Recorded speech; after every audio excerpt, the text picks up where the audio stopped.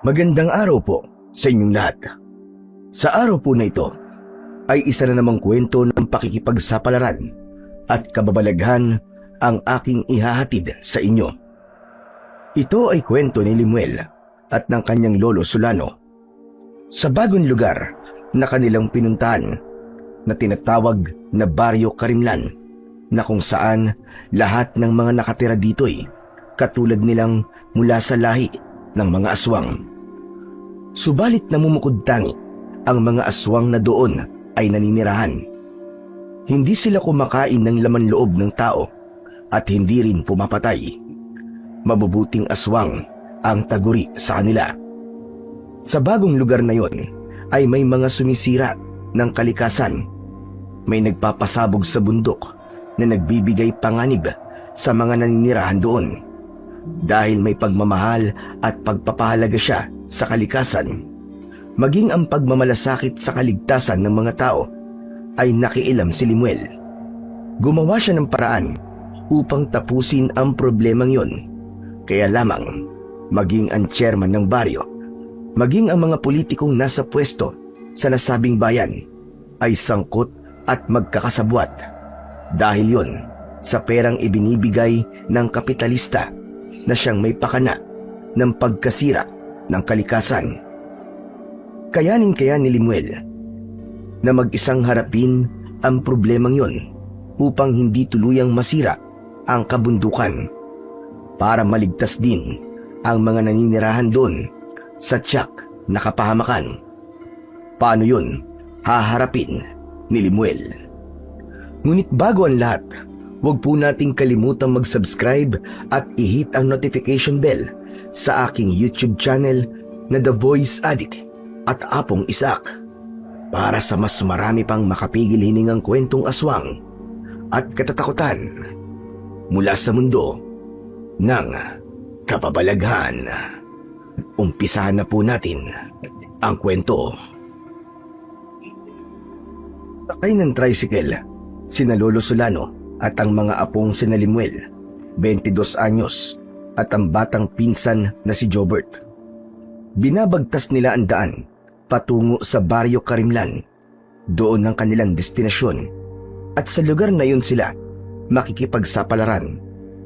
Mula sila sa isang lugar sa Dumaguete, kaya lamang ay sapilitan silang pinalayas sa kanilang tinitirahan. May nakapagsabi kasi na ang lahi nila ay mula sa angkan ng mga aswang. Upang hindi malagay sa panganib ang kanilang buhay at makaiwas din sa gulo, ay nagpasya si Lolo Solano na iwan na lamang ang kanilang lugar hanggang may nakapagsabi sa matandang lalaki kung saan sila maaaring manirahan. Isang dating kaibigan yun at inalok din ang dating bahay na hindi na nila natitirahan. Yun nga ay sa Baryo Karimlan na tawid dagat mula sa lugar na kanilang dating tirahan. Sumakay sila ng ferry upang makarating sa lugar na kanilang pupuntahan, at pagkatapos ay lumipat din sila ng jeep, at ang huli nga ay ang tricycle na maghahatid sa kanila sa mismong baryo na kanilang magiging bagong tirahan. Huminto ang tricycle na sasakyan ng tatlo. Sinabi ng driver na ang daan na kanyang hinintuan ang patungo sa Baryo Karimlan. Kailangan pa silang maglakad patungo roon dahil walang sino man ang maghahatid sa kanila. Pagkatapos bayaran ni Lolo Solano ang driver, ay agad na ring umalis ito. May itatanong pa sana si Limuel, kaya lamang umalis na ang sasakyan. Napansin din niya, tila may takot sa muka ang driver ng tricycle.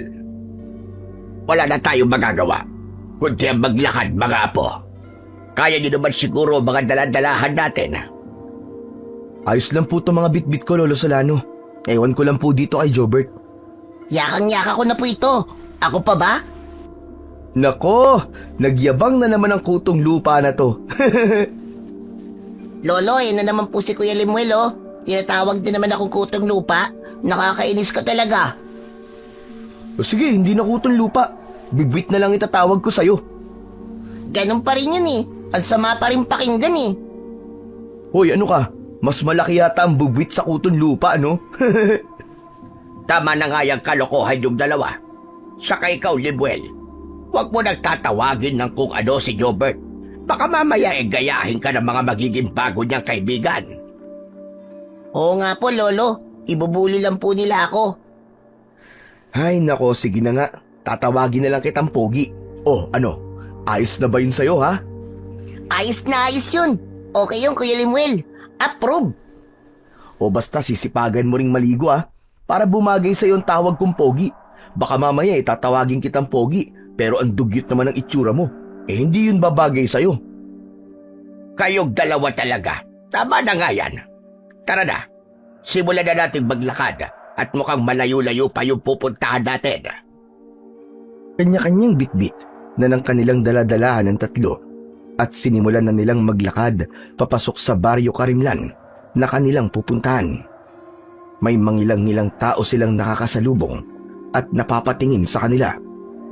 Hindi na lang nila pinapansin dahil normal lang naman yun kapag bagong salta sa isang lugar. Tahimik at tila payapa naman ang Baryo Karimlan na kanilang dinatnan. Kakaunti ang mga taong gumagala-gala sa baryo.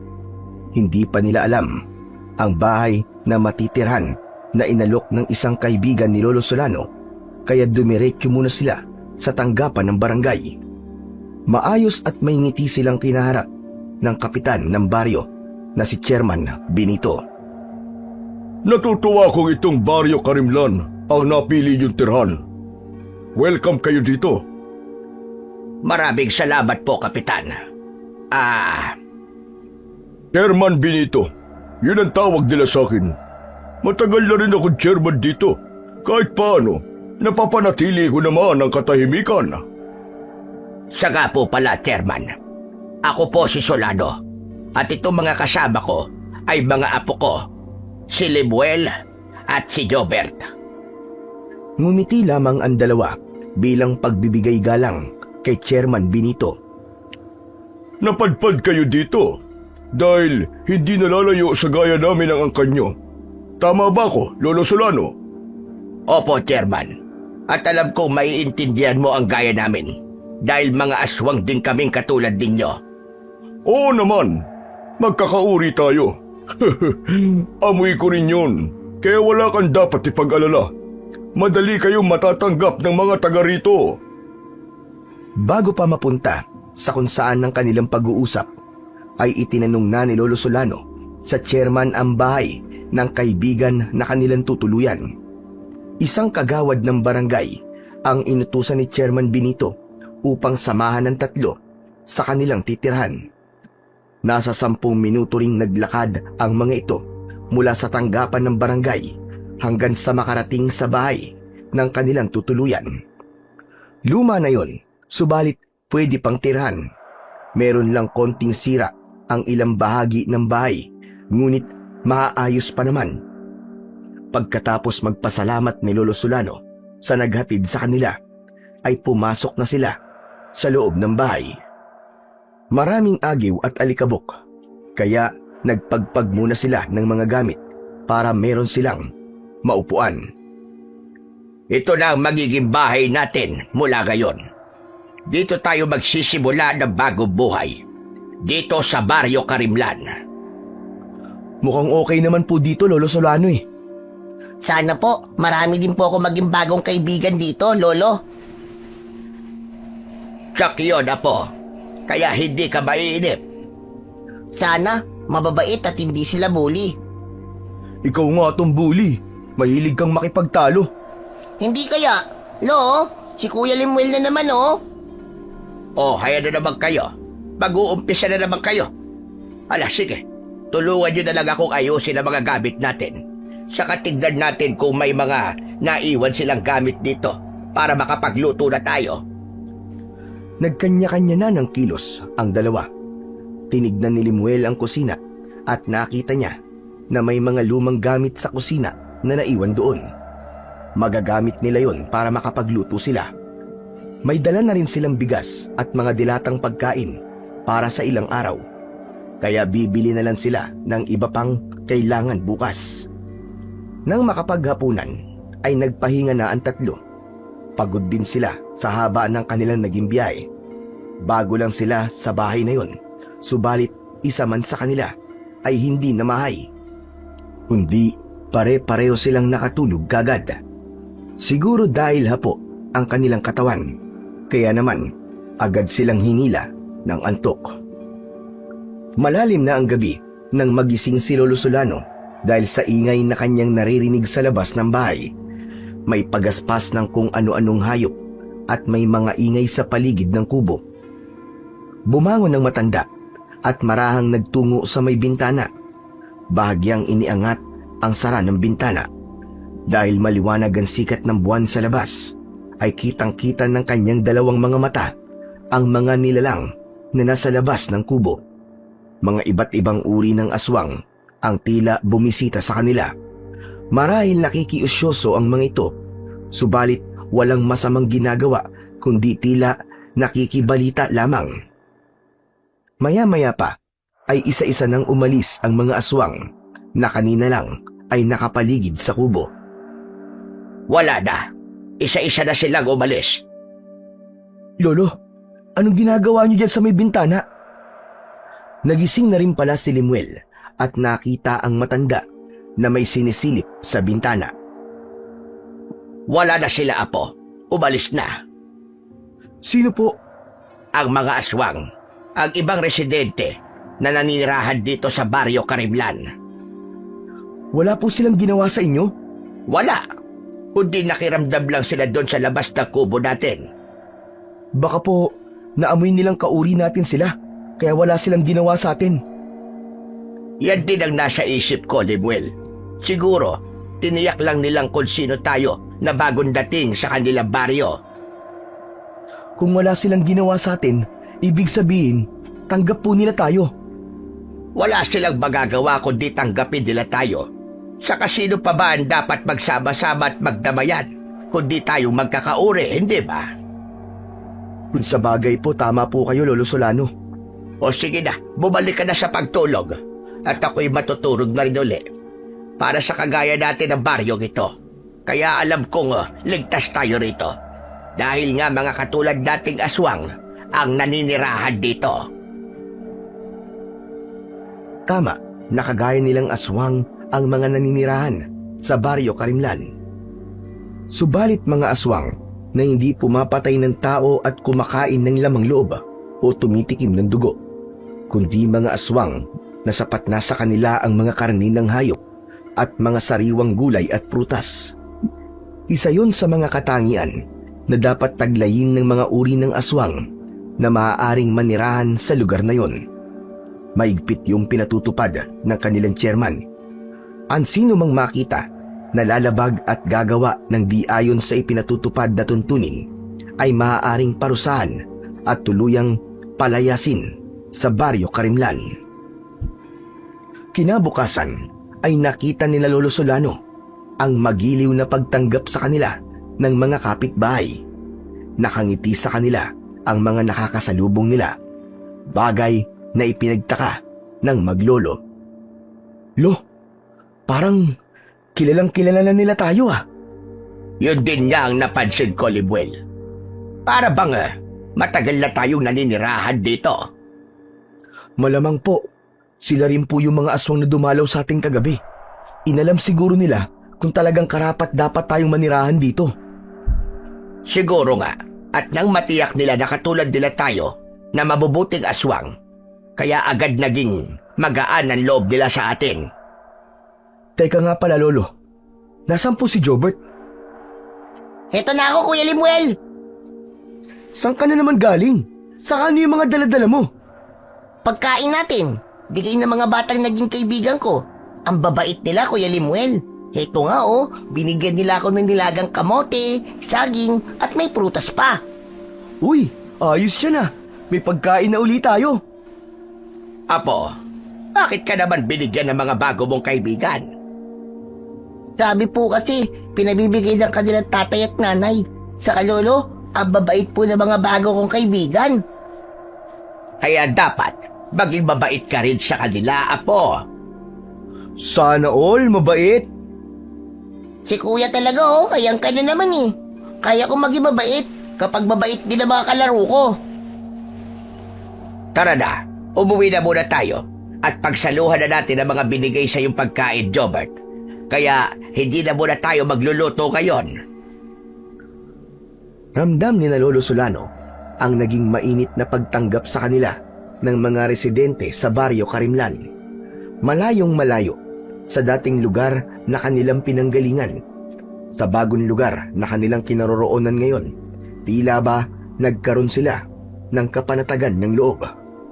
Samantalang mga aswang ang naninirahan sa lugar na yon.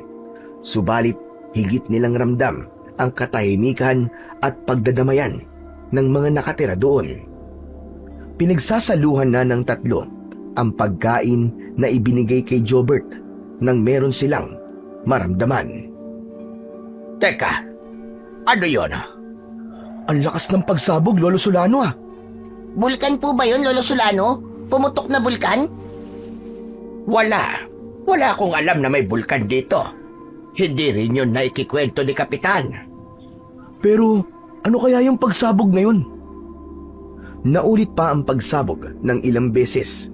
Kaya kasunod nun ay ang paggalaw na ng lupa na tila ba lumindol. Teka, lumilindol. Ang lakas ng pagyanig! Yuko po tayo, Lolo. Magtago po tayo sa ilalim ng lamesa. Dali po kayo. Dahil sa patuloy na pagyanig ng lupa, ay yumuko na rin ang dalawa at ginaya na nila si Jobert. Yung po kasi ang turo ng teacher namin doon sa school. Kapag daw po may lindol, ay wag daw po magpapanik. Wag din tatakbo, kundi magtago na lang muna sa ilalim ng lamesa o kaya sa upuan para hindi babagsakan ng bagay na pwedeng bumagsak. Maya-maya pa ay nawala na ang pagyanig na nararamdaman nila. Nang humupa ang pagyanig, ay lumabas sila ng bahay. Nakita nila na nagsipaglabasan din ang iba nilang kapitbahay. Subalit, meron silang tinatanaw sa malayo. Doon, sa itaas ng bundok, may nakita silang usok mula sa bundok na tinitignan ng mga kapitbahay. Bahagyang lumapit si Lolo Solano sa lugar na may ilang kalalakihan na nag-iipon-ipon. Kaya nakinig siya sa pag-uusap nila. Tila hindi naman dapat isikreto ang pinag-uusapan, kaya kahit lumapit si na Lolo Solano, ay hindi sila tumigil sa kanilang pinag-uusapan. Paksa ng usapan nila ang tungkol sa nangyaring pagyanig sa kanilang lugar.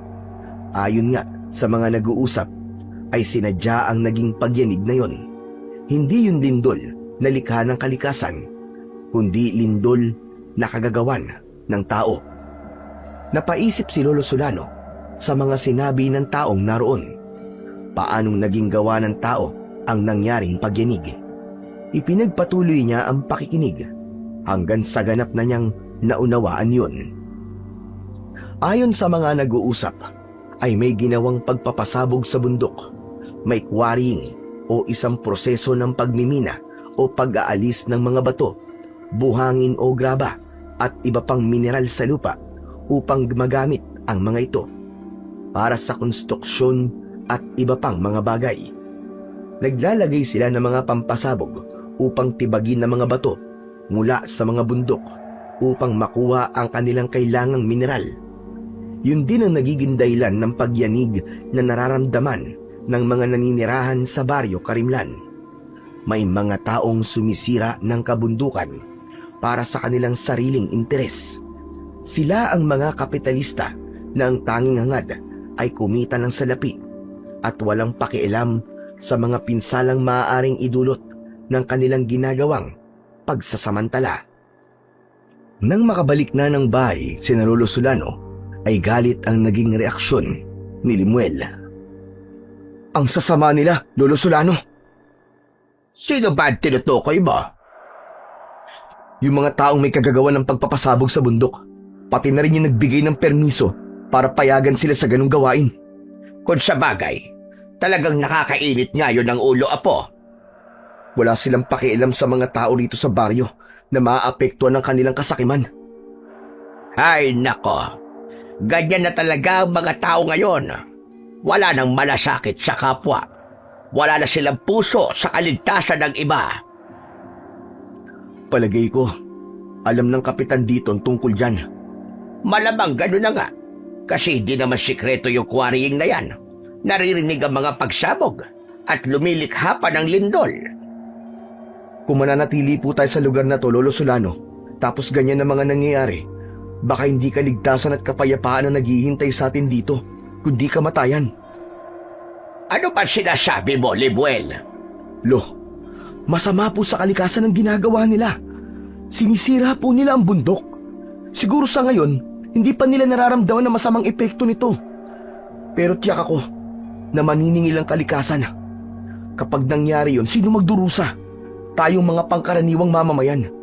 Tayong nakatira dito sa kapatagan. Kung sa bagay, may katwirang ka, Apo. Dapat, bago pa magdulot ng trahedya ang kanilang masasamang ginagawa, dapat agapan na natin. Hindi na kailangan maghintay pa ng kung anong sakunang mangyayari. Likas kay Lemuel ang may ganung karakter. May pakialam siya sa kapakanan ng ibang tao. May malasakit siya sa kanyang kapwa. Lalo na kung sa palagay niya'y hindi makakabuti ang kanyang nakikita. Oo nga't may lahing aswang sila, maging ang mga nakatira sa Baryo Karimlan, pero bahagi pa rin sila ng lipunan. Bahagi pa rin sila ng mga mamamayan na naghahangad ng kaligtasan at katahimikan. Mga lahi man silang aswang, subalit wala silang masamang ginagawa para manlamang at maminsala ng kapwa. Dahil sila ang mga nilalang na mula sa lahi ng aswang na may pagmamahal at respeto sa kapwa. Masama man ang tingin sa kanila ng iba, subalit hindi ganun ang kanilang inaasal. Meron silang disiplina at respeto sa kalikasan at sa kanilang kapwa. Bago lang sila ni Muel sa Baryo Karimlan, kaya lang may nararamdaman na siyang hindi maganda sa mga nangyayari.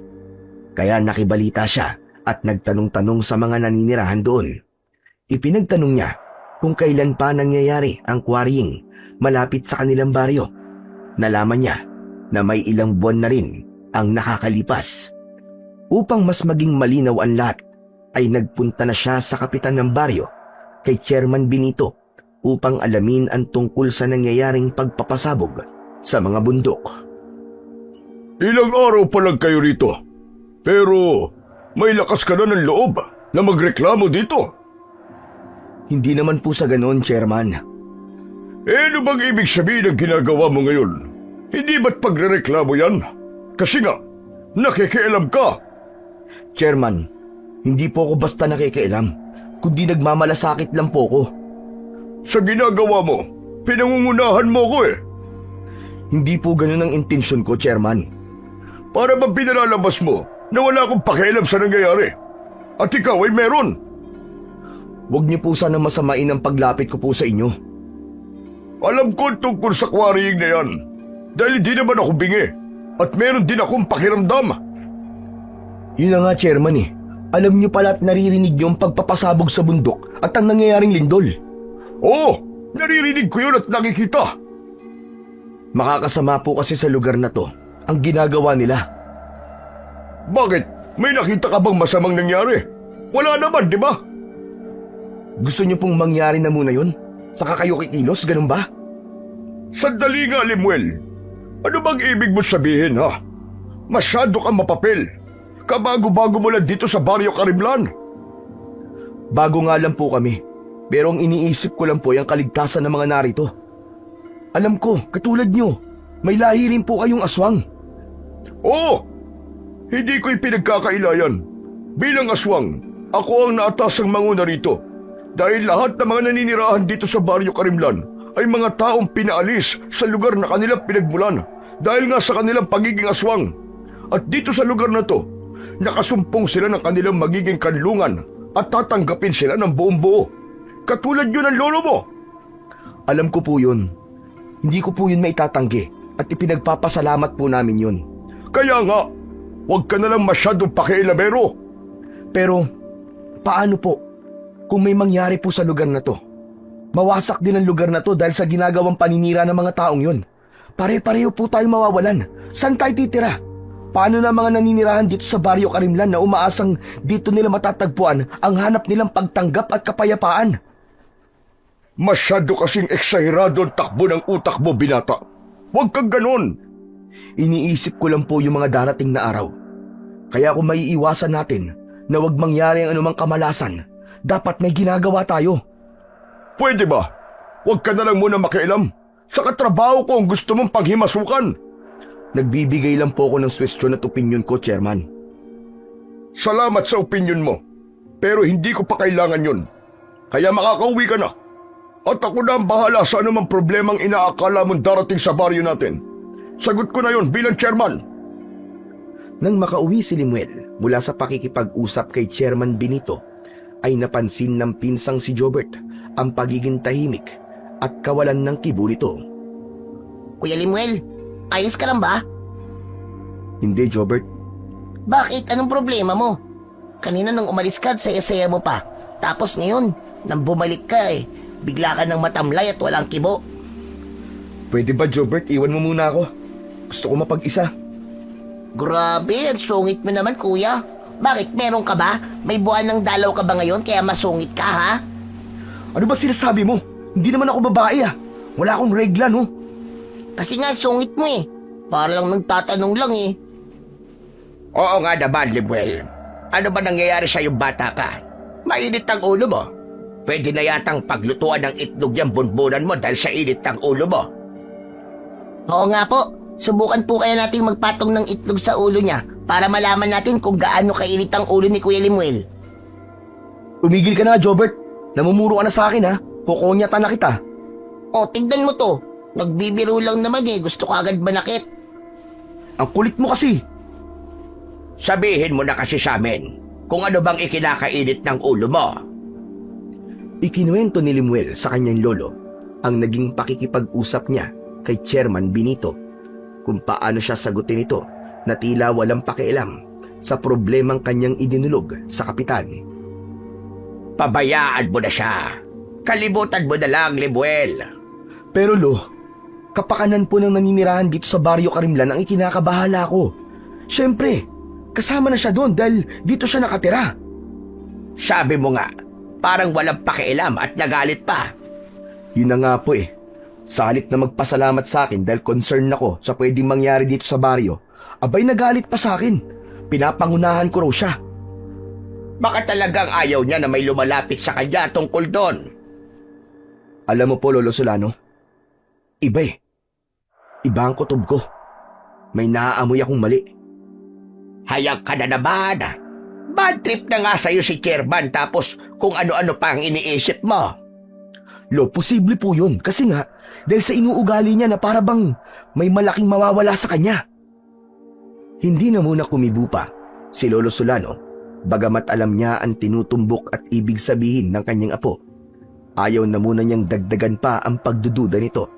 Pero kilala ni Lolo Solano ang apong si Limuel. Hindi ito mapapanatag, lalo na't alam ng binata na siya ay nasa katwiran. Ganon ang ugali ni Limuel. Handa niyang ipaglaban ang alam niyang tama. Samantala, sa barangay hall ay kausap ni Chairman Benito ang isa niyang konsehal, si Konsehala Camila. Hindi ko gusto ang tabas ng pananalita ng binatang yun, konsehala. Yung bang binatang kausap mo kanina, Chairman? Oo, konsehala Camila. Limuel ang pangalan niya. Hindi ba't bago lang yun dito sa baryo natin? May higit 1 linggo pa lang silang naninirahan dito, hindi ba? Oo, tama ka. Pero nakikialam kagad. Anong ibig mong sabihin, Chairman? Yun tungkol sa quarrying. May sinasabi siya. Bakit? Ano gusto niya mangyari? Nagmamagaling siya. Kung ano-anong pinapaliwanag niya na hindi raw mabuting idudulot sa lugar natin. Nagmamagaling ang walang hiya. Hindi tama yan, Chairman. Magiging malaking problema natin ang binatang yun kapag nagkataon. Ganun na nga, Camila. Hindi yun makakabuti sa atin. Lalo na kapag na-impluwensyahan niya mga taga rito sa baryo. Anong gusto mo mangyari, Chairman? Kailangan nating gumawa ng paraan bago mahuli ang lahat. Nagkatinginan sina Chairman Benito at Konsehala Camila. Nagkakaintindihan ang kanilang mga mata sa kung anong dapat mangyari. Kinagabihan, may kakaibang liwanag ang hatid ng buwan. Liwanag na hindi katulad ng mga nakalipas na araw. Tila ba may ipinapahiwatig ang sinag nito ng gabing yon. Nagpapahinga na sina Lolo Solano at Jobert. Hindi naman dalawin ng antok si Limuel dahil hanggang sa mga sandaling yon ay hindi pa rin niya matanggap sa kanyang sarili ang mga naging katwiran ni Chairman Benito. Lumabas ng bahay ang binata. Naging gawain na niya ang maglakad-lakad kapag merong iniisip. Hindi naman siya lalayo, kundi doon lamang sa lugar na malapit sa kanyang tinitirhan. Napatingin sa maliwanag na buwan si Limuel. Ikinagulat niya nang may naaninag siya na kung anong biglang lumipad sa itaas. Ano yun? Parang may malaking ibon na lumilipad ah. Sinundan ni Limuel ng tingin ang nakitang lumilipad. Subalit tuloy-tuloy itong lumayo. Kung hindi yun isang ibon, malamang yun ay isang uri ng aswang. Hindi naman yun nakapagtataka dahil nga iba't ibang uri ng aswang ang naninirahan sa lugar na yun. Wala rin siyang dapat ikabahala dahil alam niyang mabubuting aswang ang sama-samang naninirahan doon.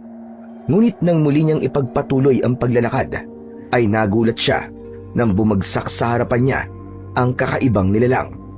Isang aswang yun na nanlilisik ang mga mata. Iniumang sa kanya ang matutulis na kuko. Nakabuka ang malaking bibig na nakalabas ang pangil na handa siyang atakihin. Teka, anong kailangan mo sa akin? Hindi sumagot ang aswang na nasa kanyang harapan, subalit umaangil ito at ipinakikita sa kanya ang pangil.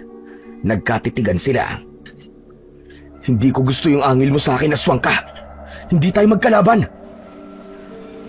Namamalagi sa harapan ni Limuel ang nasabing aswang. Lalong tumalim ang pagkakatitig ng aswang sa binata. Naramdaman ni Limuel ang kakaibang kilos nito. Kaya bago pa siya atakihin, ay tumakbo na siya papalayo. Pero hinabol siya ng aswang na yon. Binilisan ni Limuel ang pagtakbo hanggang sa makapagkubli siya sa madilim na bahagi sa lugar na yon. Hindi maaaring ipagwalang bahala ni Limuel ang pangyayaring yon. Kailangan niyang lumaban sa aswang, kundi baka kung mapano siya. Kaya agad ding nagbago ng anyo si Limuel.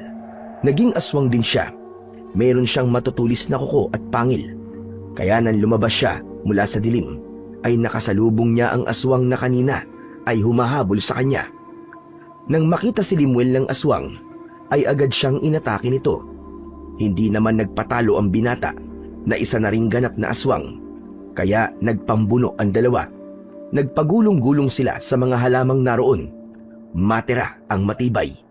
Pangil sa pangil, kuko sa kuko ang labanan ng dalawang aswang. Walang sinuman ang nais na magpadaig. Humaba ang kanilang paglalaban hanggang may narinig silang malakas na sigaw. Kaya naghiwalay ang dalawang aswang. Kapwa may mga sugat sila. Ang narinig na sigaw ng dalawang aswang ay mula kay Lolo Solano na sinundan pala si Limuel. Agad na lumayo ang aswang na umatake kay Limuel. Alam kasi niya na hindi siya magiging ligtas lalo na't may dumating nakakampi ang binata. Nag-aalalang lumapit si Lolo Solano sa apong si Limuel, saka palang nagbalik sa pagiging tao ang binata. Apo, bakit? Ano nangyari?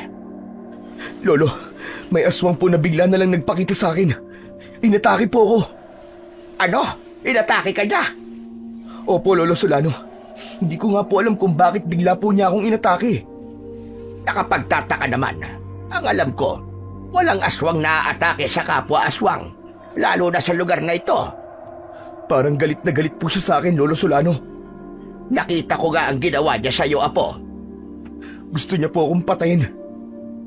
Bakit ganon? Buong akala ko'y ligtas tayo dito. Pero bakit may gustong sumalbahe sa atin? Naging palaisipan yun kay Lolo Solano at naitanong niya rin sa kanyang mga kapitbahay na kapwa aswang.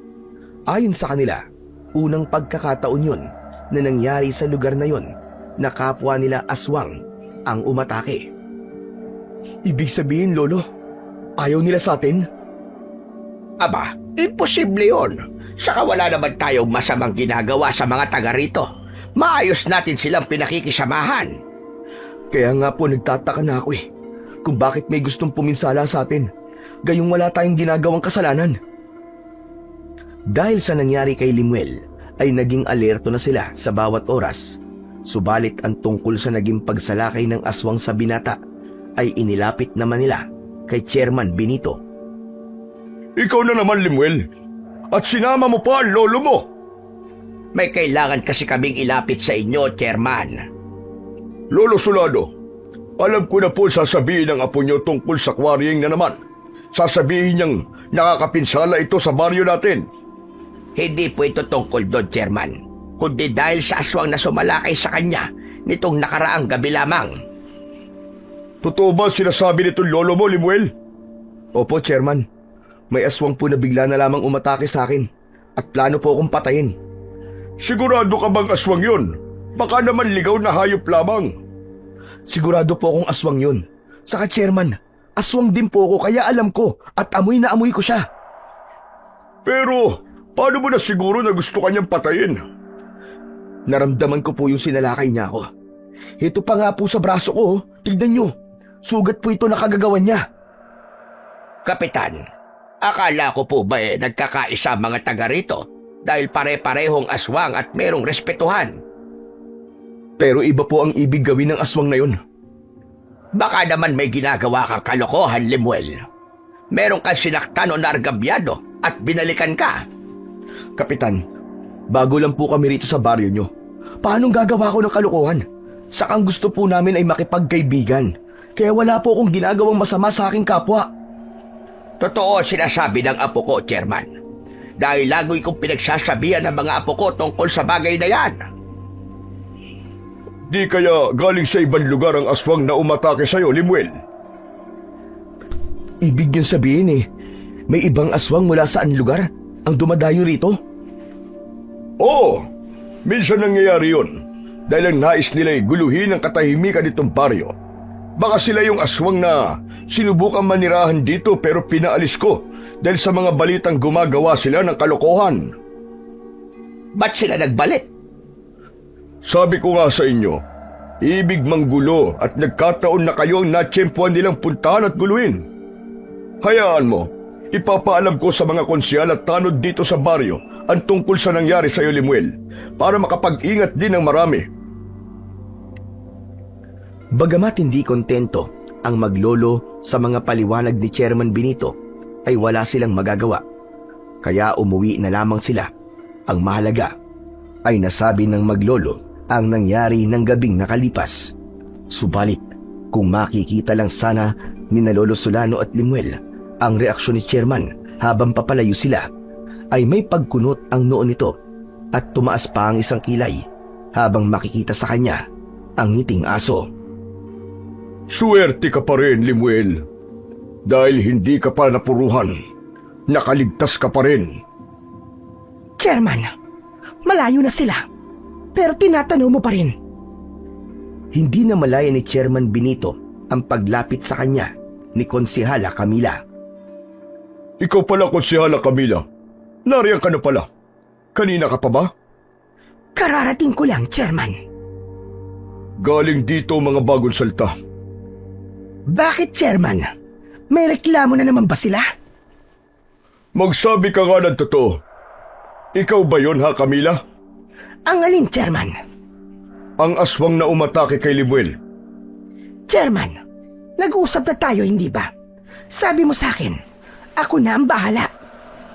Kung ganon, ikaw nga yon. Tama ka, Chairman. Hindi bang gusto mo tumigil siya sa pakikialam? Pero, lalo mo lang binigyan ng dahilan para magduda sila. Lalo na yung binatang si Limuel. Pasensya na, Chairman. Hindi ko napuruhan. Malakas ang binata. Saka nang maging aswang din siya. Palaban ng ungas. Nahirapan ako. Heto nga, nagkaroon din ako ng mga sugat. Hindi mo kasi pinagplanuhang mabuti, kaya ganun na nangyari. Dahil ang akala ko, mahinang klase sila. Pero hindi pala. Saka biglang dumating ang kanyang lolo. Kung itinuloy ko ang pakikipaglaban at tinulungan siya ng kanyang lolo, malamang baka akong napatay nila. Pero ngayon ay... Chairman, alam kong may paraan ka para malutas ito. Kilala kita. May idinahilan ako, pero hindi ko tiyak kung paniniwalaan nila. Sinabi ko na baka aswang galing sa ibang lugar ang umatake sa kanila. Sa tingin ko naman, ay paniniwalaan nila yon. Kaya nga lang, dahil sa naging karanasan nila, tiyak na dodoblihin nilang pag-iingat ngayon. Kaya hindi ka na maaaring basta nalang sumugod sa kanila, Camila. Maaari akong magsama ng iba pa, Chairman, para matiyak na matutuluyan ko na ang binata. O kaya, lahat na sila, pati na yung batang kasama nila. Huwag na muna. Magpalamig ka muna, konsyala. Makikiramdam muna ako. Pero iba ang tingin ko sa kanila, Chairman. Lalo na doon sa binatang si Limuel. May prinsipyo siya at handang lumaban. Hindi pwede sa akin ang kayabangan niya. Lalo na ang makialam siya sa aking pamamalakad. Habang papauwi sa kanilang tirahan ang maglolo, nang may makasalubong sila na isang babaeng tumatakbo at takot na takot. Tulong! Tulungan niyo ako! Saklolo! Bakit, Ineng? Ano nangyayari sa'yo? May umahabol po sa akin. May sigbin po na gustong umatake sa akin. Lo, ayun po yung sigbin, oh. Patungo siya rito. Tulungan niyo po ako. Papatayin niya ako. Huwag ka mag-alala, miss. Akong bahala sa sigbin. Pero apo, Lo, magtiwala po kayo. Kaya ko to. Lumayo si Limuel sa kanyang lolo at sa babaeng humihingi ng tulong. Saka biglang nagbago siya ng kanyang anyo. Naging mabalasik na aswang. Habang tumatakbong papalapit ng sigbin, ay agad itong sinalubong ni Limuel na nasa anyo ng aswang. Nakipagpambuno siya rito. Walang nagawa ang sigbin nang hawakan ni Limuel ang leeg nito. Saka sinakmal habang ang mukha ng hayop ay halos nakadikit na sa kanyang mukha. Umatungal ang sigbin sa higpit ng pagkakasakal ni Limuel.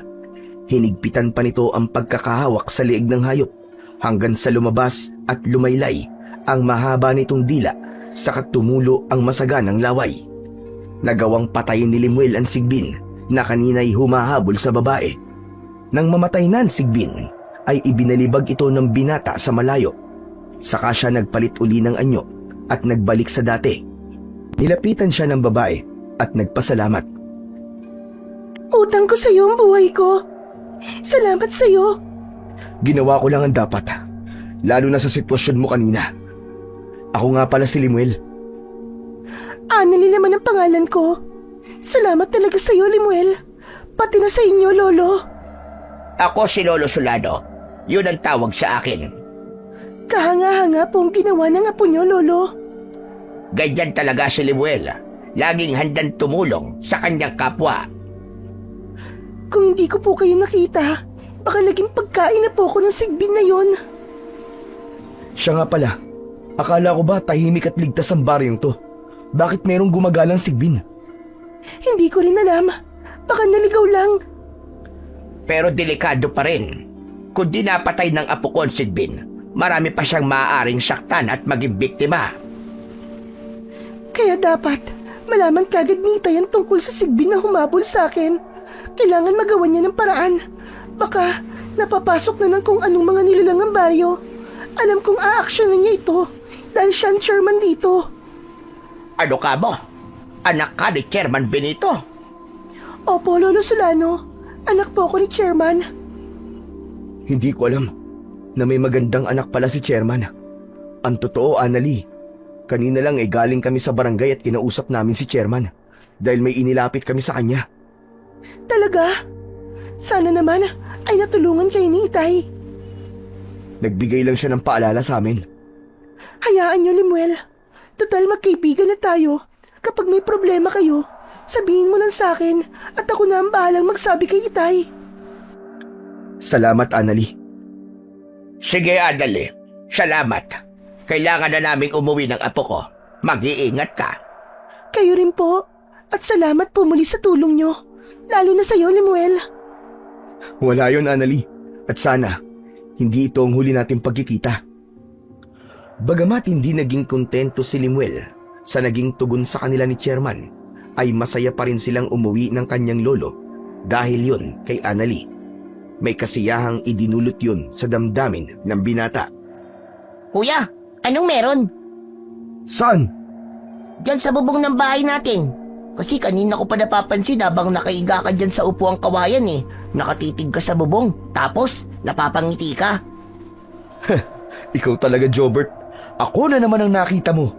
Nagtatanong lang naman ako eh. Kasi nga parang napapraning ka na. Pangiti-ngiti ka riyan eh. Nakikipagnitian ka sa wala naman.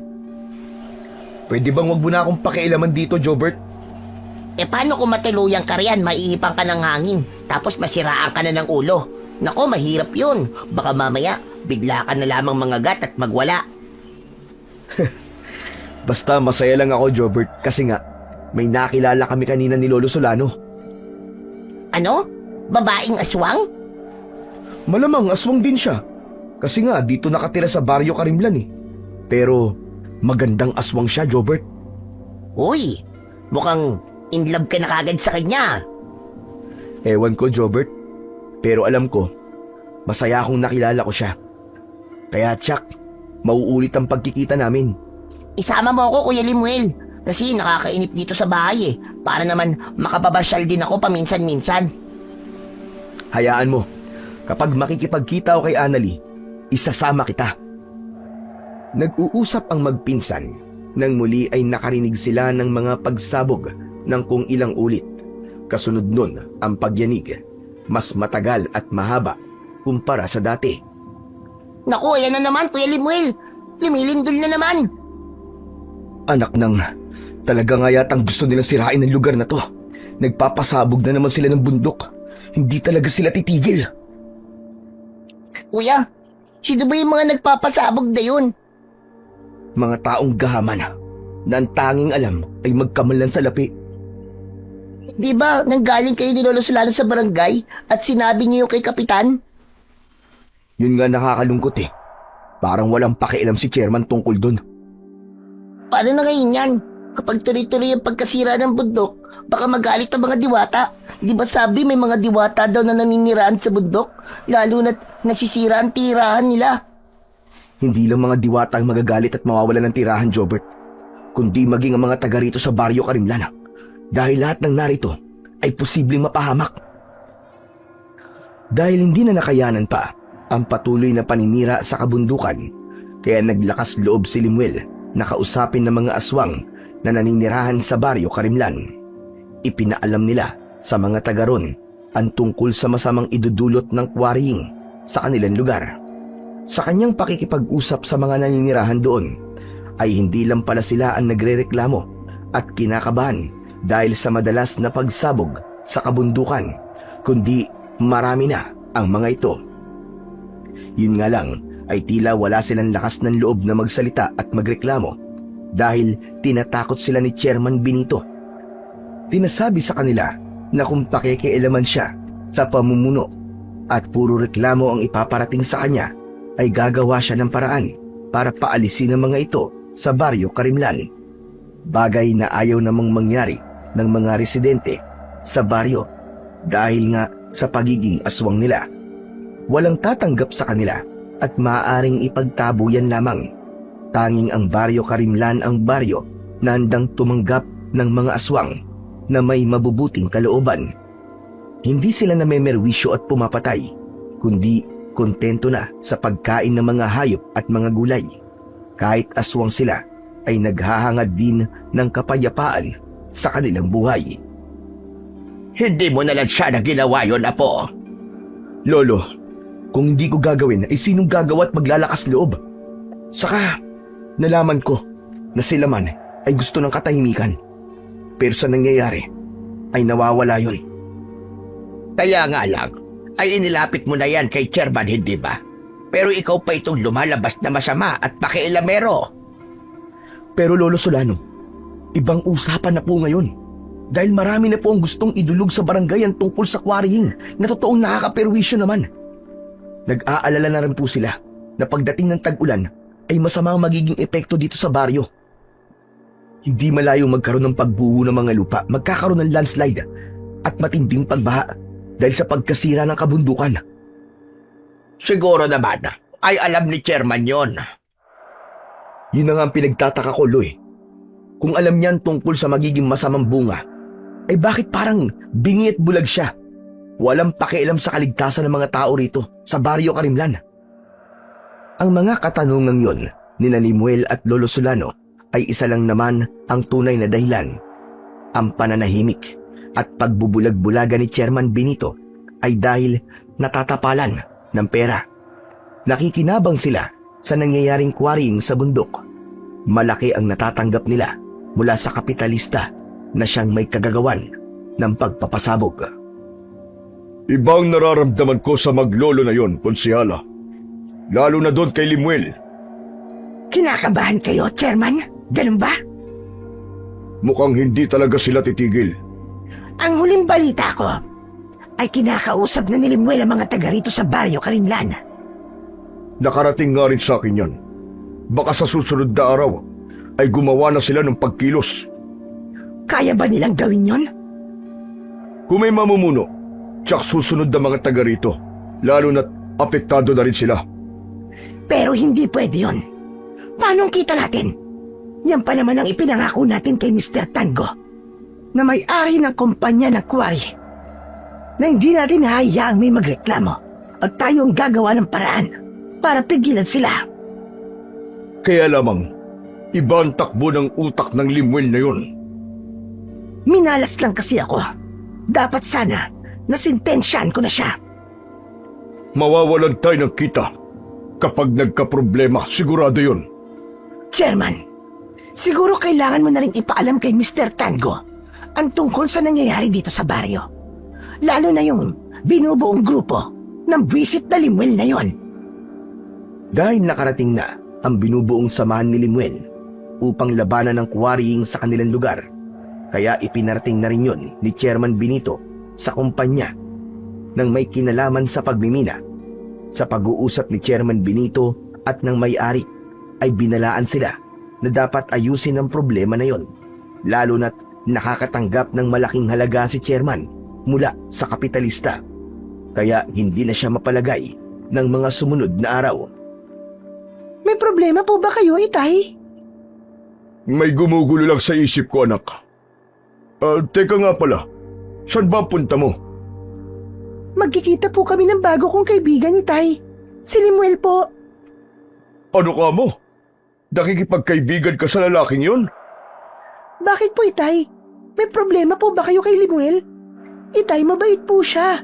Nakalimutan ko lang pong sabihin sa inyo na tinulungan niya po akong iligtas sa sigbin po na gustong pumatay sa akin. Ano ka mo? Iniligtas ka niya? Opo, Itay. Malaki po ang utang na loob ko sa kanya. Kaya wala naman po sigurong masama kung makikipagkaibigan po ako. Pero anak, bakit sa kanya pa? Itay, ano nga po bang problema kay Limuel? Sabihin niyo po sa akin. Hindi mo pa ba alam yung ginagawa niya? Bumubuo siya ng grupo. Alam ko po yun, Tay. Dahil ang gusto po niya ay mapatigil ang quarrying dito sa baryo natin. Nag-aalala po siya sa kaligtasan ng mga tao rito. Yun na nga eh. Itay, di po ba tama lang po yung ginagawa nila? Ang labanan po ang pananamantala ng mga kapitalista na sumisira po sa kabundukan. Kapag patuloy po itong nasira, saan po tayo pupulutin? Kahit mga aswang tayo, may karapatan pa rin po tayong mamuhay ng normal, katulad po ng ibang tao. Kaya lang anak, hindi mo alam ang sinasabi mo. Itay, wala po akong nakikitang masama sa ginagawa po ni Limuel. Dapat nga po, suportahan pa po natin siya dahil kaligtasan natin ang nasa isip niya. Pero malaki na itutulong ng quarrying dito sa lugar natin. May mga kababaryo tayo na nagtatrabaho sa kanila. Nagbabayad sila ng buwis na pinakikinabangan ng ating baryo. Pero, pansamantala lang po magiging pakinabang natin sa kanila, Itay. Pagkatapos, mas malalang pinsala po ang kanilang iiwan sa atin. Tayo po magdurusa ng matagal dahil sa kanilang naging perwisyo at pagsalanta sa ating kalikasan. Pati ba naman ikaw anak? Nabilog na ang ulo ng Limuel na yon. Hindi po, Itay. Kundi naisip ko lang po na tama po yung nais niyang ipaglaban. Paano nga ba naman may papaliwanag pa ni Chairman Benito sa kanyang anak ang iba pang detalye?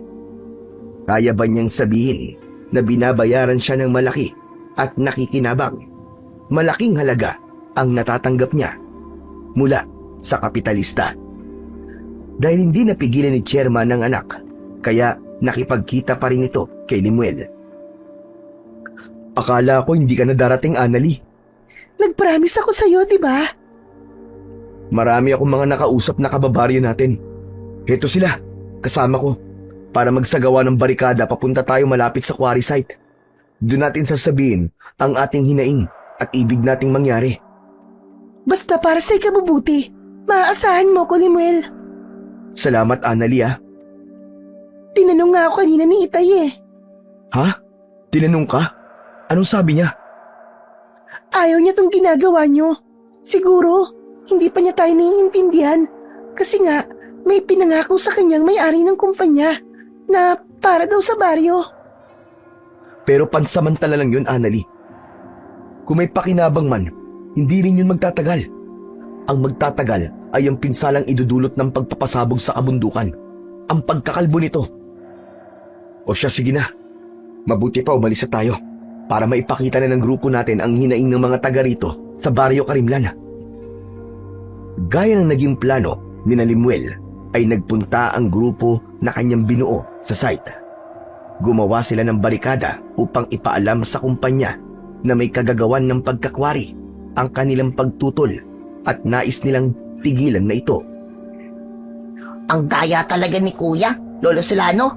Hindi nila ako isinama sa lakad nila. Delikado kasi, Apo. Saka mapapagod ka lang. Kayang-kaya ko rin po yung sumigaw dun, no? At gayahin yung mga gagawin nila. Pabayaan mo na lamang si Limuel, pambihira ka naman. Pero Lo, paano po kung hindi pa rin pumayag yung nagpapasabog dun sa bundok? Ang sabi ng pinsan mo, kung hindi pa rin kikilo si Chairman, ay dadalhin na nila sa munisipyo yon para doon na sila magreklamo.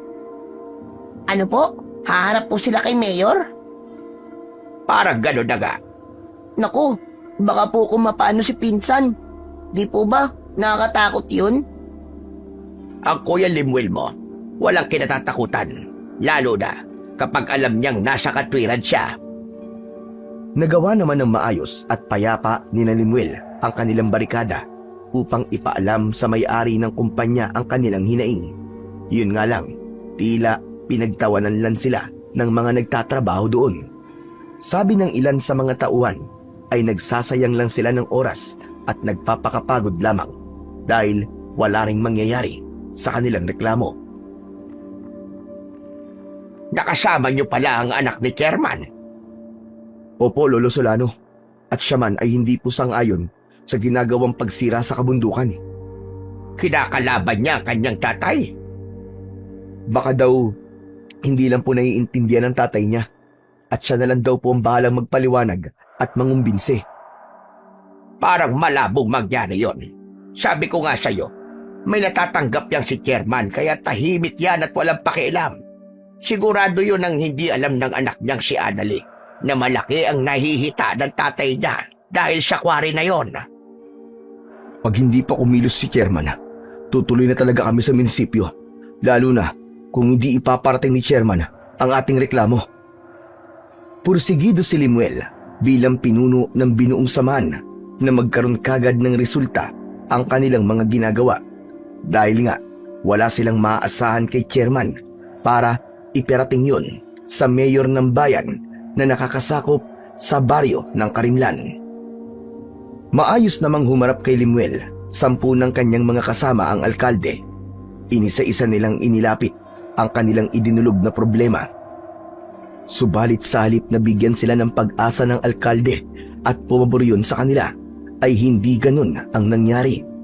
Nagalit pa sa kanila ang mayor at sinabihan sila na gumagawa lamang ng gulo. Mayor, nagkakamali po kayo. Hindi po kaming gumagawa ng gulo. Nagmamalasakit lang po kami para sa kaligtasan ng mga kababaryo namin. Subalit kahit na ano pang maging paliwanag ni Limuel ay tila bingi ang mayor dahil pinagmukha silang walang kwenta at ibig lamang gumawa ng problema. Kaya masama ang loob ni Limuel at ng mga kasama nila na umuwi. Hindi matatanggap ni Limuel ang ginawang pagpapahiya sa kanila ng mayor na dapat sana'y tinulungan sila sa problema. Nakakalungkot naman pala ang nangyari sa lakad niyo, Apo. Di ko nga po akalain na ganun mag-isip ang mayor sa bayang to. Grabe, wala sa ayos. Naging sarado na rin ang isip niya. Ganun na nga, Lo. At dahil din yun sa pera, hindi ako maaaring magkamali ng kutob. Maging ang mayor na yon ay nakikinabang rin. Natatapalan din ang salapi. Hindi yun imposible. Kaya hindi niya pinakinggan ang mga paliwanag mo. Sabwatan na siyang nangyayari, Lolo Solano. Maging ang ahensya ng gobyerno na nagbigay ng permit para sa quarrying na nangyayari ay tsak natapalan din ng pera. Ganun kalawak ang nangyayaring sabwatan. Sila silang nakikinabang, habang ang mga maliliit na tao ay siyang nagiging kawawa at malalagay sa peligro ang buhay.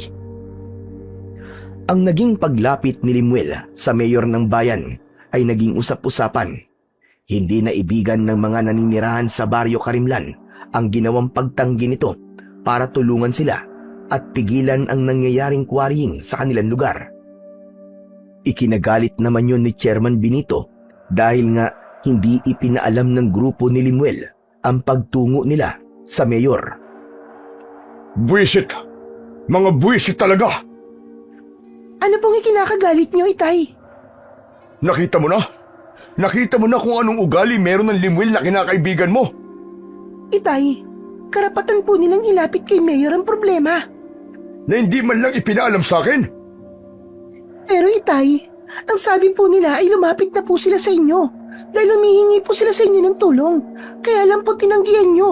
Kaya po napilitan na po sila na dalhin na yung kay Mayor. Masyado lang talaga siyang mayabang.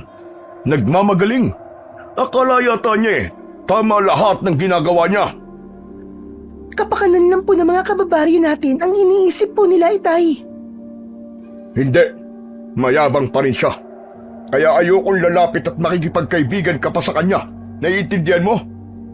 Itay naman, ayaw niyong makipagkaibigan ako sa taong nagligtas ng buhay ko? Para mawalan ka ng utang na loob sa kanya, bayaran mo siya. Bibigyan kita ng perang pambayad. Itay, hindi po nababayaran ng utang na loob. Sa kabuhay ang itinaya niya sa pagliligtas sa akin. Kundi dahil sa kanya, baka kwento na lang po ako ngayon. Wala na po kayong anak. Ayoko sa taong mayabang, Anali. Kaya wag mo na siyang ipagtatanggol pa. Wala akong nakikitang kayabangan sa kanya, Itay. Ang totoo nga, napakabait nga ni Limuel eh. Bihira ang taong kagaya niya, na handang itaya ang buhay para sa ibang tao. Gaya ng ginagawa niya ngayon. Alam niyang malalagay sa peligro ang buhay niya dahil sa ipinaglalaban niya. Lalo na't hindi maliit na tao ang gusto niyang banggain, pero hindi siya natatakot. Yun naman pala eh. Alam niyang hindi maliit na tao ang babanggain niya. Ba't hindi na lang siya manahimik? Dahil po may prinsipyo po siya, Itay. Gusto niya maging tama ang lahat. Kaya dapat nga na matuwa pa kayo dahil may isang gaya niya na nagmamalasakit sa mga kababaryo natin. Kahit na dayo lang sila dito. Hindi na sumagot pa si Chairman sa mga sinabi ng anak. Alam niyang hindi rin magpapatalo ito. Pero lalo lamang nadagdagan ng inis niya sa mapapel na si Limuel. Sinisira nito ang kanyang mga plano at ang kita na maaaring matanggap niya. Hindi siya papayag na isang gaya lamang ni Limuel ang magiging hadlang sa pagyaman niya. Lalo na't ang plano ni Chairman ay kumita ng malaki at oras na may malaking halaga na siyang naipon ay aalis din siya sa lugar na yon. Ayaw niya nang makasama ang kanyang kapwa aswang. Ibang buhay ang gusto niyang maranasan at sa ibang lugar yon. Dahil nga sa mga ginagawang pagkilos sa pangunguna ni Limuel, ay ipinatawag ng mayor si Chairman Benito. Galit na galit ang mayor kay Chairman dahil mapapahiya siya sa kapitalista. Lalo na't malaki rin ang natatanggap ni mayor dahil nga sa pagpayag niya para sa operasyon ng quarrying sa lugar ng Baryo Karimlan. Silang mga mukhang pera ay walang pakialam sa kapakanan ng mga maliliit na mamamayan. Sila ang mga salot sa lipunan. Samantala, hindi naman nagpapigil ang grupo ni Limuel sa kanilang ipinaglalaban. Itutuloy nila ang ginagawang rally at barikada sa lugar malapit sa minahan. Patuloy silang sisigaw at ipaglalaban ng karapatan at kaligtasan ng mga taga-baryo Karimlan. Kahit aswang lang sila, ay meron silang karapatang mabuhay, lalo na't hindi sila gaya ng ibang aswang na ang hatid ay lagim. Sila ay mga aswang na nabubuhay ng tahimik at walang inaargabyadong sinuman. Naging tila bayani si Limuel sa baryo Karimlan. Marami ang humahanga sa kanyang ipinaglalaban. Grabe, ang astig mo talaga, Kuya Limuel. Hinahangaan ka ng mga taga rito sa baryo. Tama si Jobert, Apo. Natutuwa sila sa tapang na ipinapakita mo. Kaya pwede mo nang palitan si chairman, Kuya. Pwede ka nang maging chairman dito. Wala akong planong maging politiko. Ang gusto ko lang ay makatulong sa kapwa ko, lalo na sa mga inaapakan at inaapi. Ang totoo, Apo, namana mo sa tatay mo ang pagkakaroon ng ganyang prinsipyo. Dati rin siyang naging labor leader. Siya ang nagtatanggol sa mga manggagawa na inaapi. Yun nga lang, dahil sa ginawa niyang yun, maaga siyang pumanaw. Naku, lagot. Baka mangyari din sa'yo yun, Kuya. Hindi yun ikinakatakot, Jobert. Mas mainam na mamatay na may ginagawa ako para sa ikabubuti ng iba.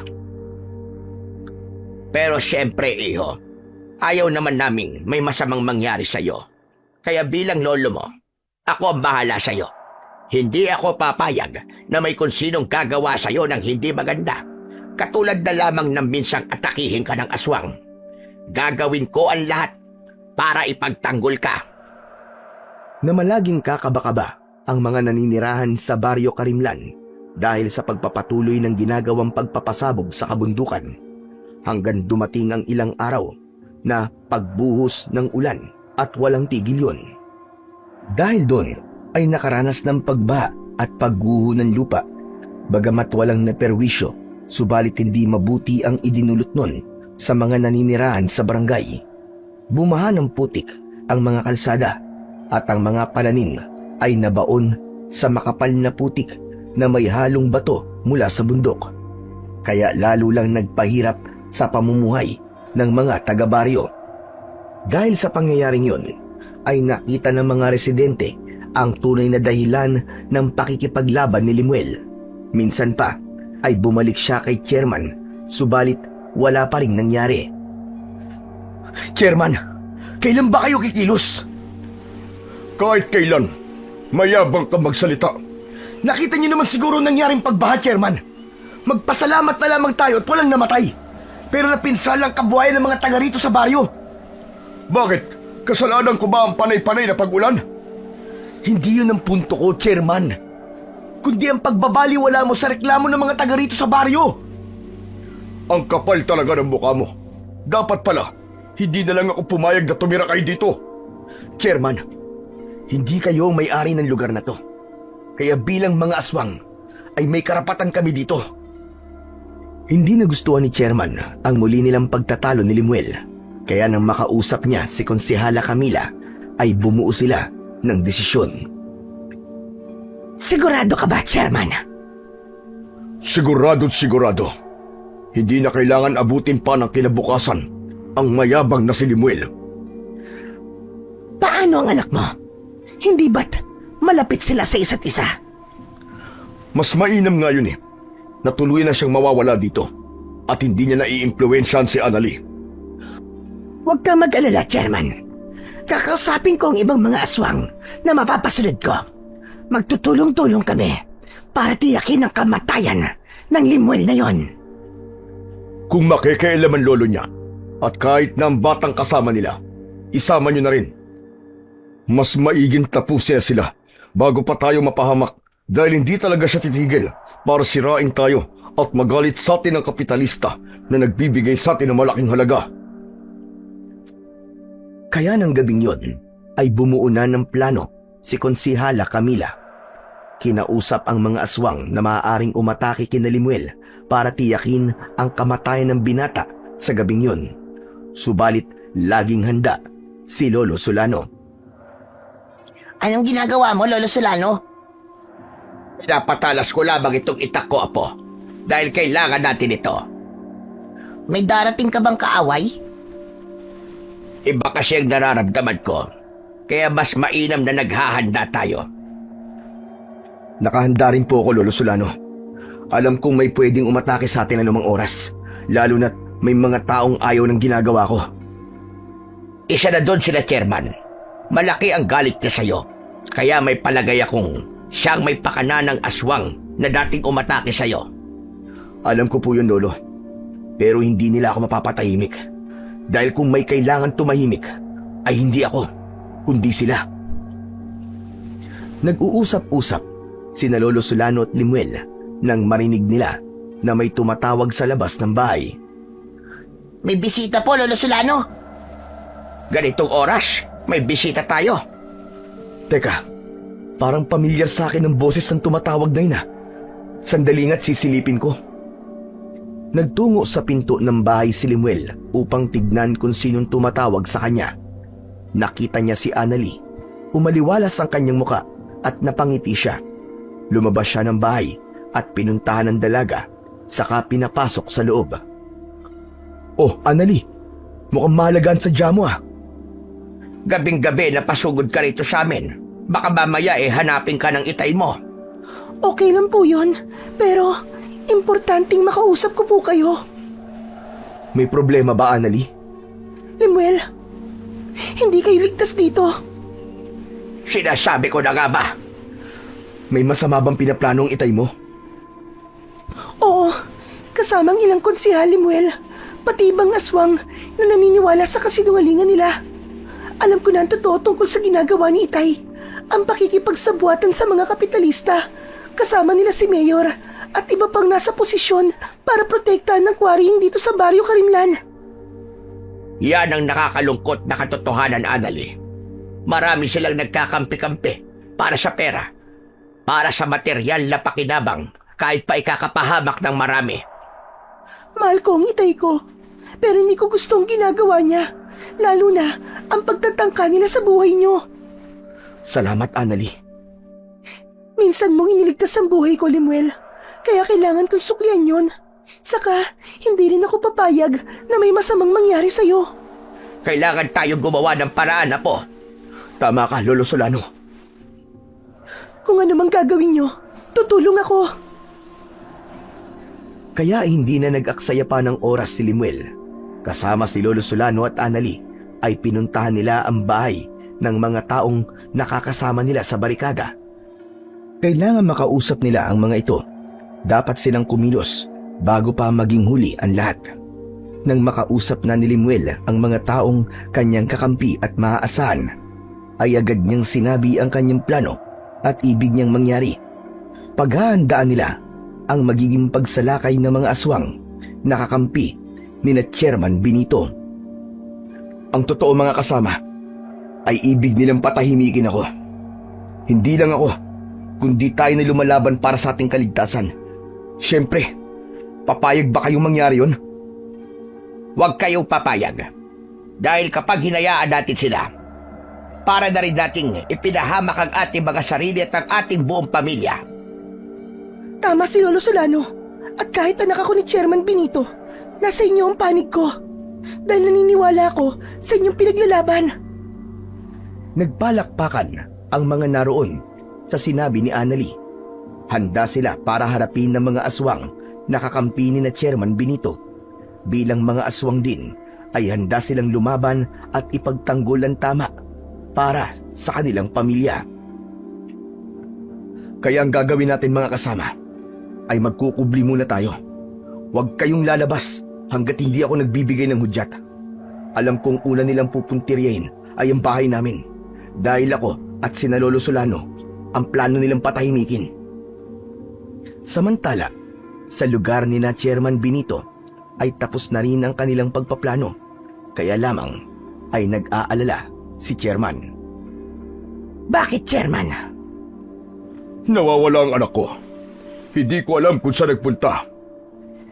Baka may pinuntahan lamang siya at babalik na rin. Ayoko kasing kapag aalis ako, ay wala siya rito sa bahay. Pero Chairman, hindi maaaring wala ka sa ating gagawing pag-atake kina Limuel. Ikaw ang unang dapat na magpakita ng tapang para tapusin ang mayabang na yon, pati ang kanyang lolo. Alam ko, Konsyala, at hindi ako mawawala. Kaya wag mo na munang isipin ang anak mo. Tsak namang uuwi rin yon. Ang isipin natin ngayon ay yung matapos natin kagad ang ating plano na mawala sa landas natin ang pakialamerong si Limuel. Patuloy na sa pagdilim ang paligid. Mararamdaman ang katahimikan sa baryo Karimlan. Subalit, lingid sa kaalaman ng ibang naninirahan doon ay may nakatakdang mangyari sa gabing yun. Nasa loob ng bahay si Limuel at nakikiramdam dahil alam nilang anumang oras ay maaaring dumating ang mga aswang na inutusan ni Chairman Benito. Sigurado ka bang ngayong gabi sila darating, Anali? Opo, Lolo Solano. Hindi ako maaaring magkamali. Dahil dinig ko ang pakikipag-usap ni Itay dun sa mga aswang na inutusan niya. Pero ang sabi niya ay sasama siya. Baka naghahanda pa lamang sila, Lolo. Kaya hanggang ngayon ay wala pa. Ang tagal naman, naiinip na ako. Gusto ko kasing makakita ng aksyon eh. Yung parang napapanood ko sa palabas sa TV, labanan ng mga aswang sa aswang. Ang astig siguro nun. Ano bang astig ang sinasabi mo, Jobert? Delikado nga yun eh. Baka mamaya makialam ka, ha? Kuya Limuel, aswang din ako. Kaya ko magbago ng anyo. Saka gusto kong makatulong sa inyo. Jobert, hayaan mo na yon sa mga matatanda. Pero bakit? Eh anong gagawin ko? Dito ka lang sa loob ng bahay at huwag kang lalabas. Ang corny naman nun. Eh gusto ko nga maka-experience ng tunay na labanan eh. Apo, wag na. Saka na lang. Delikado yun para sa'yo. Saka hindi mga katulad mong batang aswang ang makakaharap namin, kundi mga sanay na sila sa pakikipaglaban. Ay nako, kainis naman. Pinoprotektahan ka lang namin, Jobert, kaya sumunod ka na lang sa amin ni Lolo Solano, pwede ba? Pero ako, Limuel, gusto ko makatulong sa inyo. Anali, wag na. Kaya na namin to. Hindi. Ayoko manatili dito sa loob ng bahay. Sabi ko nga sa'yo, gusto kong ipaglaban ang karapatan ng pangkaraniwang tao. Kaya tutulong ako at hindi mo ako mapipigilan. Ayoko may masamang mangyari sa'yo, Anali. Huwag mo kong alalahanin. Kaya ko. Magtiwala ka sa akin, Limuel. Sige, ikaw ang bahala. Basta tandaan mo, mag-iingat ka, ha? Oo naman. Ikaw din. Mag-iingat ka. Nasa ganong pag-uusap si Limuel nang makarinig sila ng mga yabag mula sa labas ng bahay. Kasunod nun ay iba't ibang ingay. Pamilyar sa kanila ang mga ingay na yun. Narito na sila, Apo. Dumating na mga aswang na aatake sa atin. Nagmamadaling sumilip sa nakaawang na bintana ng bahay si Lolo Solano. Nakita niya ang grupo ng mga aswang na nakapaikot sa kanilang bahay. Tayo talaga ang pakay nila. Nakapaligid na sila sa bahay natin. Lolo, ako na pong bahala. Alam ko naman na ako ang kailangan nila. Kamatayan ko ang kanilang pakay. Nagbago na ng anyo si Limuel. Naging aswang ito at lumabas ng bahay upang harapin ang iba pang aswang na nasa labas. Sila ang grupo ng aswang na mga kasama ni Chairman Benito. Ako ba ang sadya nyo? Wala nang iba. Dahil sa kantinik sa lalamunan namin. Pero nagkakamali kayo. Hindi nyo kilala ang gusto nyong patayin. Mayabang ka pa rin magsalita. Akala mo siguro ay makakaya mo kami. Nagkakamali ka dahil napaghandaan ka namin. Binatang hambog. E di tignan natin kung hanggang saan ang tapang nyo.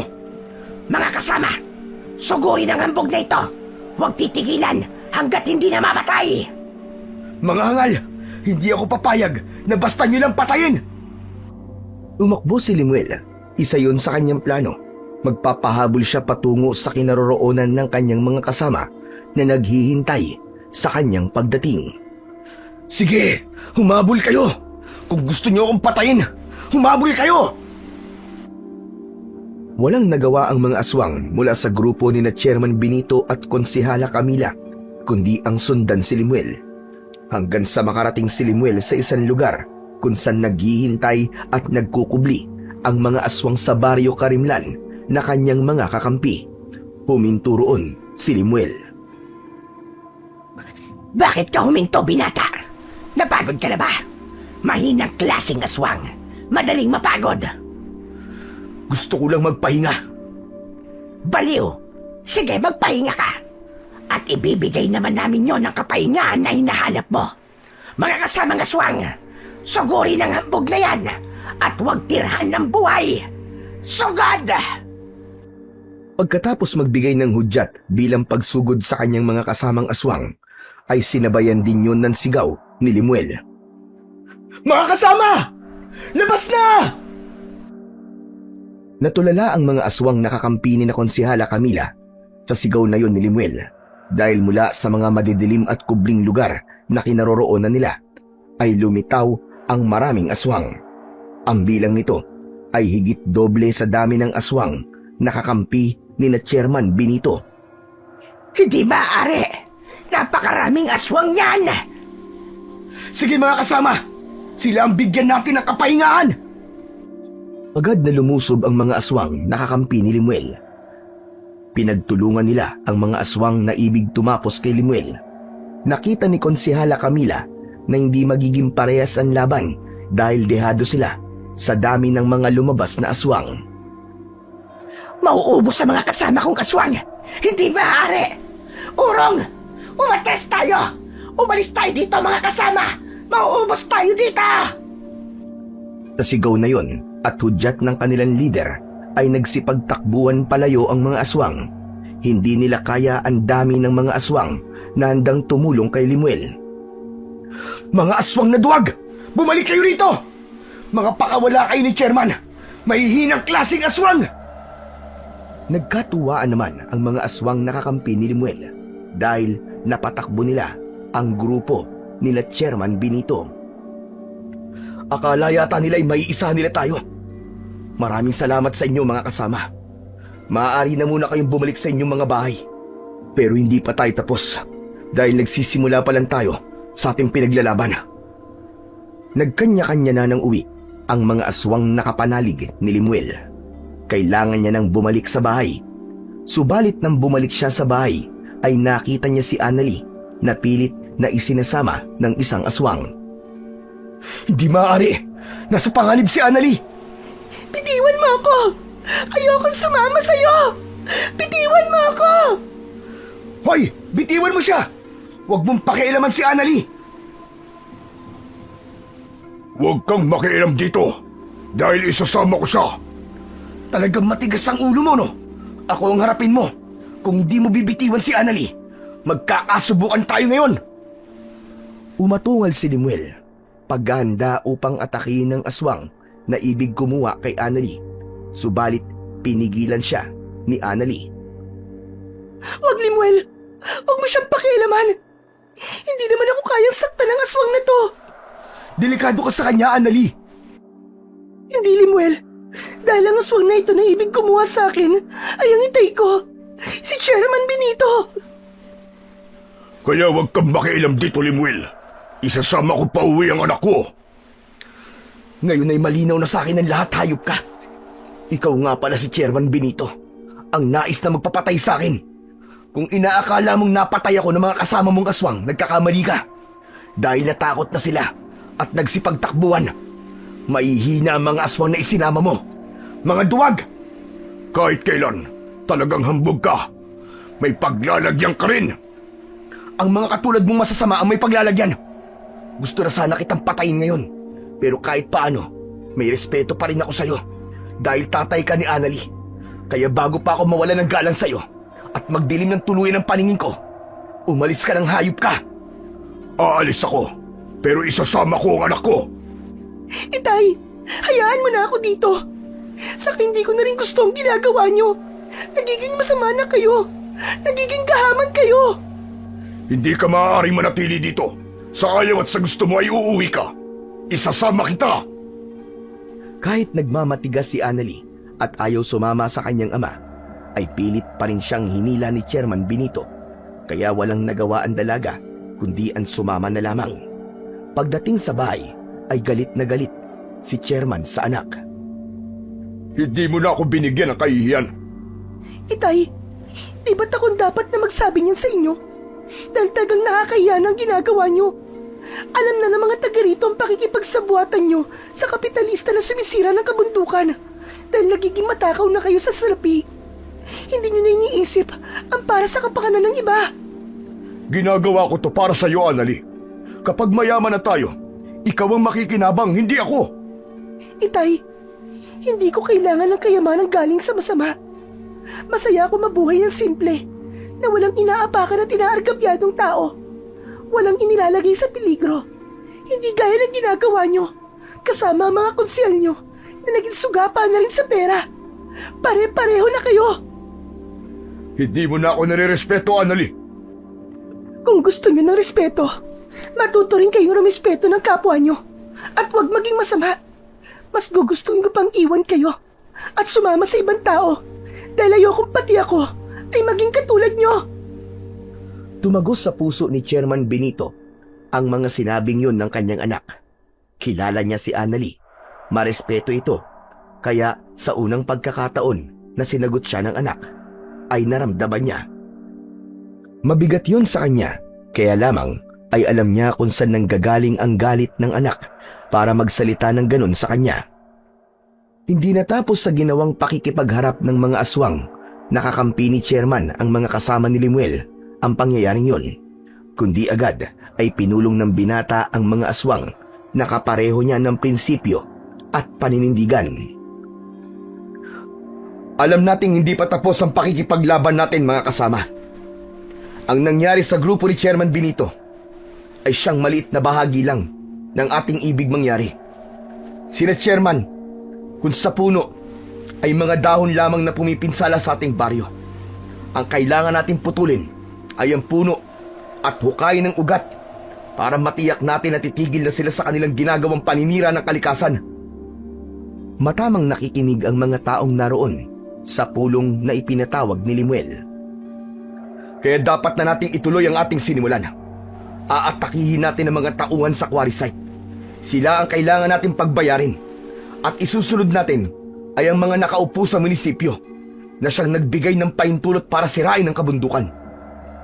Kasama na natin si Mayor na nagpoprotekta sa kasamaan ng mga kapitalista.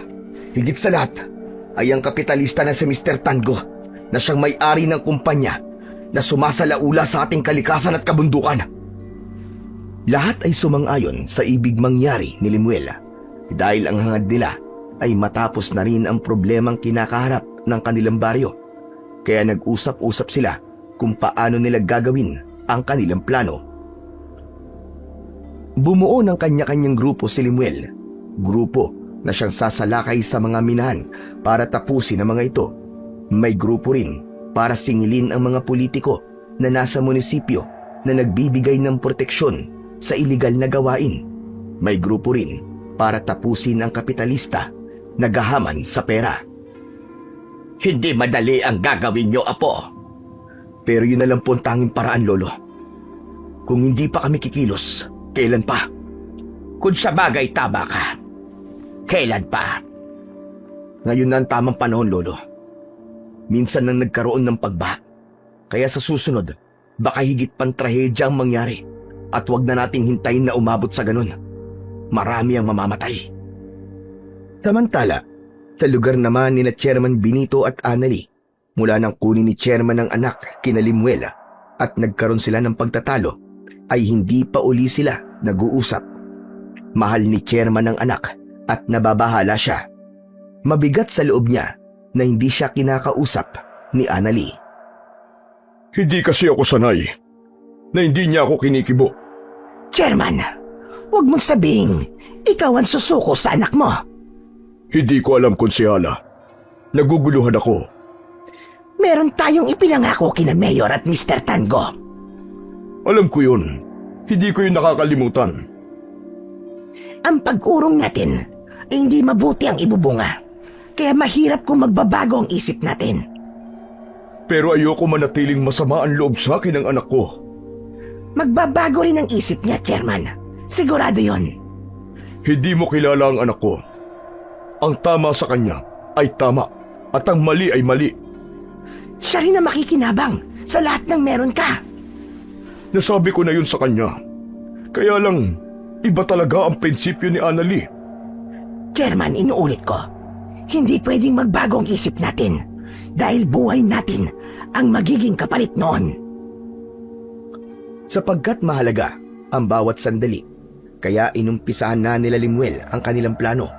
Kumilos na ang bawat grupong binuo nila upang simulan ang kanilang gagawin. Natuldukan na ang kasamaan ng mga taong may kinalaman sa pagsira ng kalikasan. Unang kumilos ang grupo na nakatalaga sa lugar ng minahan. Isang gabing nagpapahinga noon ang mga nagtatrabaho sa loob ng mga tent na nakapaligid sa quarry site. Wala silang kamalay-malay sa biglang pagsalakay ng mga aswang. Kanya-kanya ng takbo at sigaw ang mga kalalakihan. Wala silang mapuntahan. Gamit ang mga heavy equipment na naroon sa site, ay hinarap nila ang mga sumalakay na aswang. Subalit bigo pa rin sila. Walang itinira ang mga aswang na umatake doon. Tiniyak nilang wala ng buhay ang mga tauhan ng quarry. Naging malaking balita yon na nakarating kay Chairman Benito at maging sa mayor ng bayan. Subalit walang isa man ang nagsalita o tumistigo sa mga nangyari. Sinasabi na aswang ang may pakana, subalit wala namang makuwang ebidensya. Kaya galit na galit ang mayor kay Chairman Benito. Alam ng chairman kung sino ang may pakana ng mga nangyari, subalit nanatili na lamang siyang tahimik. Natatakot rin siya na isunod ng mga aswang na yon. Nang sumunod na araw, ay napabalita na lamang na natagpo ang patay ang mayor, maging ang ilang opisyalis sa munisipyo na may kinalaman at kasabwat sa pagpapasabog sa kabundukan ng Baryo Karimlan.